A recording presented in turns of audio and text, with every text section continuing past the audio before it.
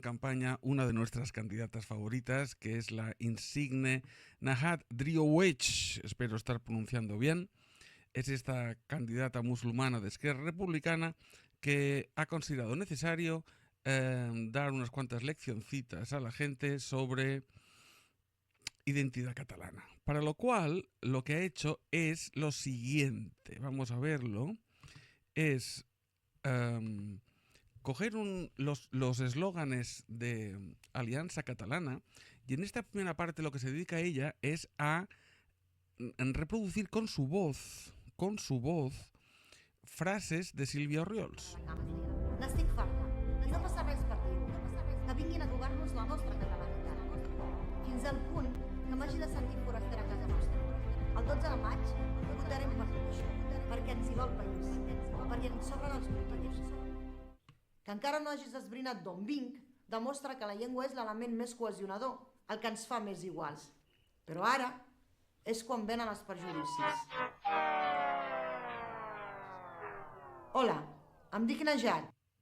Bueno, la musiquita que han puesto los propios agentes de Esquerra Republicana es bastante acertada, porque cuando la gente se piensa que se va a encontrar con un spot de Sílvia Orriols, pues pum, aparece Najat. Y la musiquita de es absolutamente acertada, porque yo les garantizo a la gente de Esquerra Republicana que el 95% de las personas que han sido expuestas a este anuncio, en cuanto ha aparecido la Najat, han hecho así, otra vez, otra monserga sobre feminismo islámico. Ay, por favor. En este caso, gracias a Dios, Najat no se ha dedicado a una de sus habituales sarta de tonterías sobre feminismo islámico, sino que nos da lecciones sobre lo que es la auténtica identidad catalana. Vamos a escucharla. Vaig néixer al Marroc i vaig arribar a Catalunya el 3 de gener. El català és la meva llengua, gràcies en part per haver estudiat a l'escola, a l'institut i a la Universitat Pública de Catalunya. Mentre alguns, amb bona intenció o no, em canvien de llengua quan em veuen, altres, en nom de Catalunya, em volen desposseir de la meva catalanitat. Diuen que no ho soc prou, i m'ho diuen fins i tot entre insults plens de faltes d'ortografia. De la mateixa manera que tenen problemes escrivint, potser desconeixen com s'ha constituït Catalunya. Bueno, pues lo que le pasa a esta mujer es que alguien le niega su catalanidad.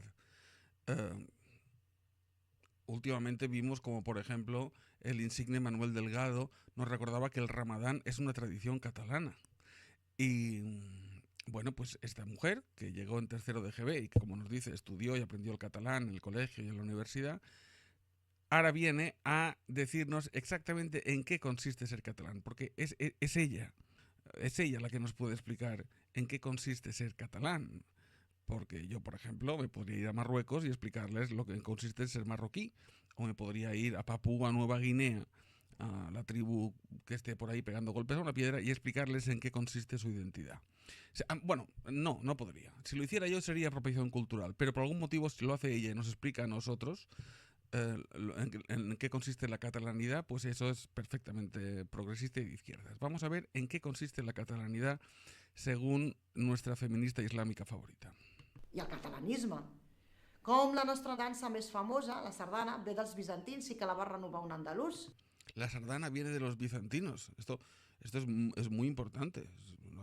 Es importantísima y la renovó un andaluz. Que el jugador més aclamat de la història va néixer a Argentina. ¿Pero alguien sabía que Messi era argentino? Porque yo me acabo de enterar. Menos mal. Menos mal. Porque yo pensaba que Lionel Messi era checoslovaco. No, pensaba que era mongol, era de la Mongolia. No, yo creía que Messi era de Nueva Zelanda. Pero todos estos años en un error.